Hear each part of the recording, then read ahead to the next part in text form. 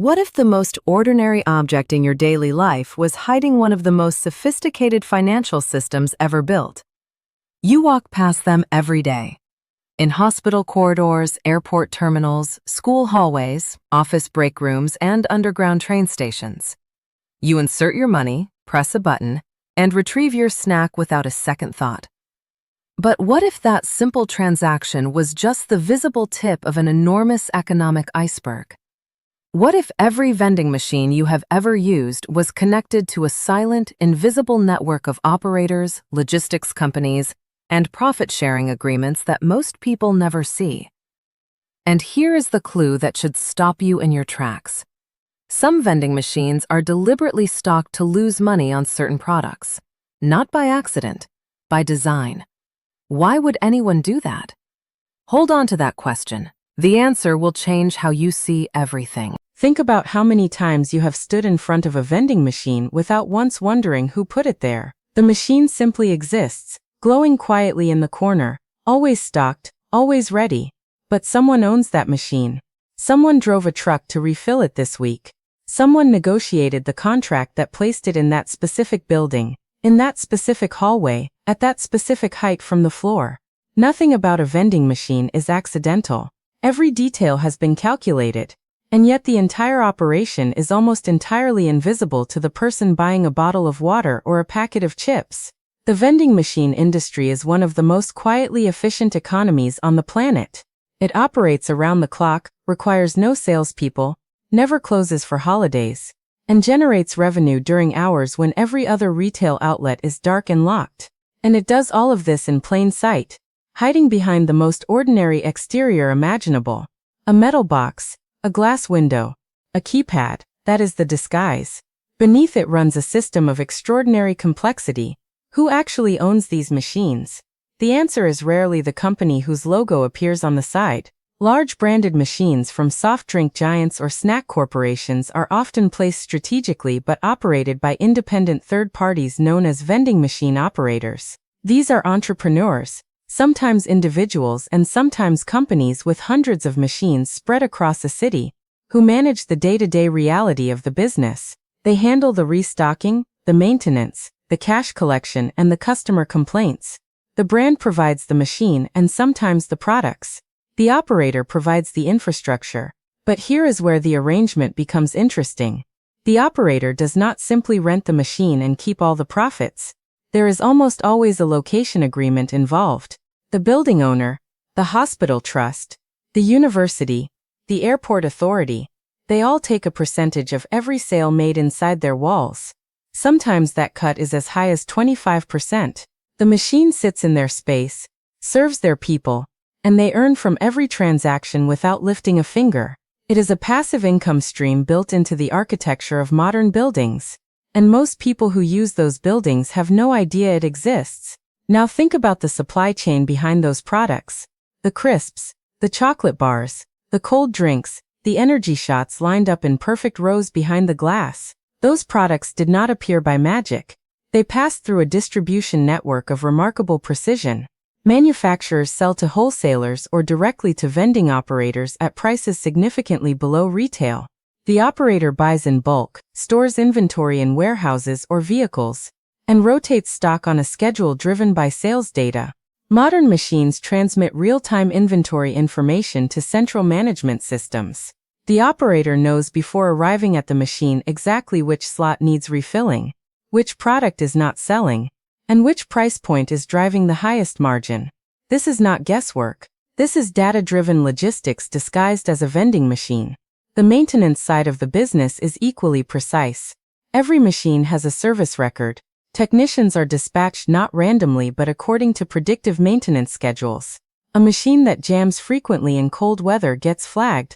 A machine in a gym that runs low on protein bars every Thursday gets an extra delivery mid-week. The entire system is quietly tuned for efficiency, and that tuning happens in real time, invisibly, while you stand there pressing B4 for your afternoon snack. Now consider the sheer scale of what we are describing. There are approximately 15 million vending machines operating across the globe right now. 15 million. If you laid them end to end, they would stretch from New York to Sydney and back again. Japan alone has one vending machine for approximately every 23 people, the highest density of any country on Earth. Walk down a street in Tokyo and you will encounter one every few steps, dispensing not just drinks and snacks but hot meals, umbrellas, fresh flowers, and even insurance policies. The machine has evolved far beyond its original purpose. The global vending machine industry generates somewhere between $60 and $100 billion in annual revenue, depending on how broadly you define the sector. That is larger than the entire global music industry. It is larger than the worldwide box office for cinema. And yet nobody writes headlines about the vending machine economy. Nobody tracks it on financial news channels. It operates in the background, patient and profitable, collecting money in coins and digital payments around the clock, every day of the year. And the industries that depend on this distribution network are more varied than you might expect. Pharmaceutical companies use vending machines to distribute over-the-counter medication in hospitals and transit hubs.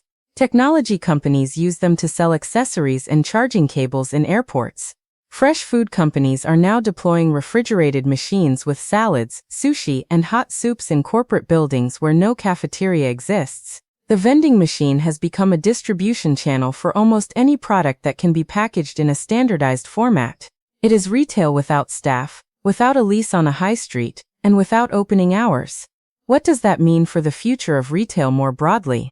It means the vending machine is not a relic of the 20th century. It is a preview of a retail model built for a world that never stops moving. And the companies that understood this early have been quietly expanding their networks while traditional retail has struggled. The machine does not need a lunch break. It does not call in sick. It simply sells. Now return to that clue from the very beginning. Some vending machines are deliberately stocked to lose money on certain products.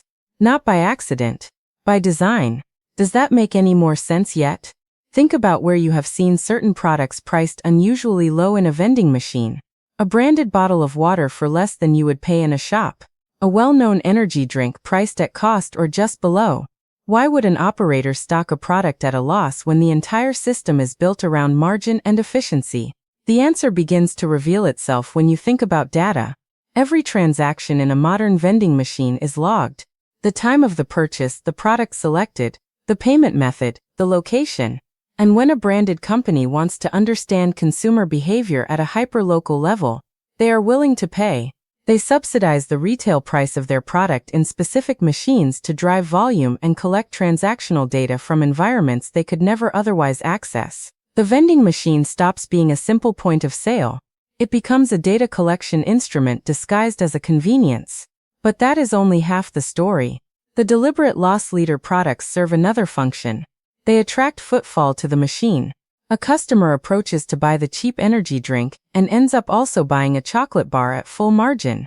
It is the oldest trick in retail psychology, deployed inside a metal box in a hospital corridor. The operator knows this.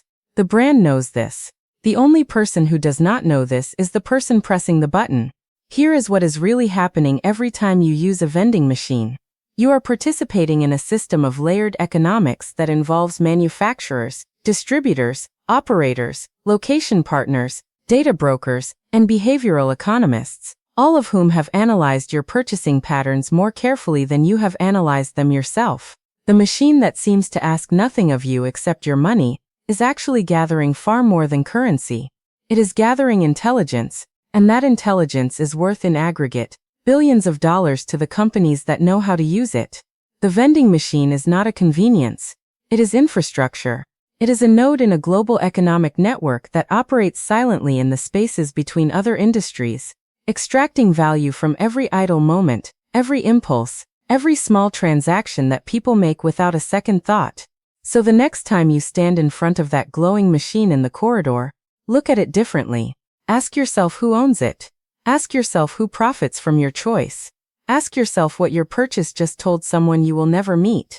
The machine is watching. The machine is learning. And somewhere in an office you will never visit, someone is reading the data your snack just generated. The real question is not what is inside the machine. The real question is what the machine knows about you.